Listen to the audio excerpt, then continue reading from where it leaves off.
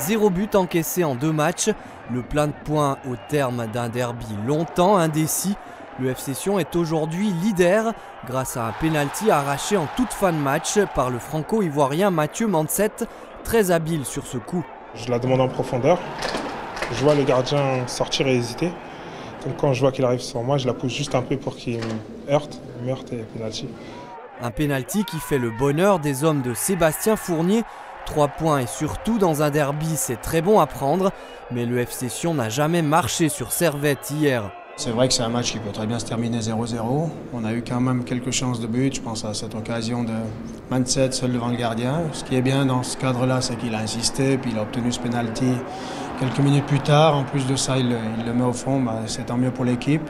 Mais en même temps, on sait qu'il reste du travail. Et puis on sait que les matchs 1-0, c'est difficile de gagner des matchs en Super League. Alors tant mieux que ça ait tourné comme ça pour nous actuellement.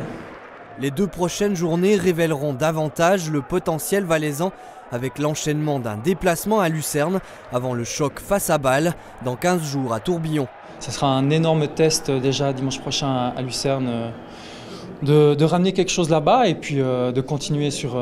il faut absolument avoir des séries dans les saisons pour pouvoir espérer à quelque chose de grand. Le plus important, c'est d'abord défensivement, de tenir la route. Les champions, ceux qui gagnent des titres, c'est ceux qui ont souvent la meilleure défense. Donc ça, il faut vraiment qu'on garde.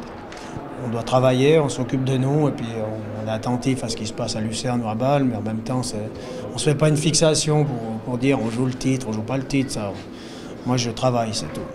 Sébastien Fournier et ses hommes ont donc encore gagné du temps et des points pour travailler.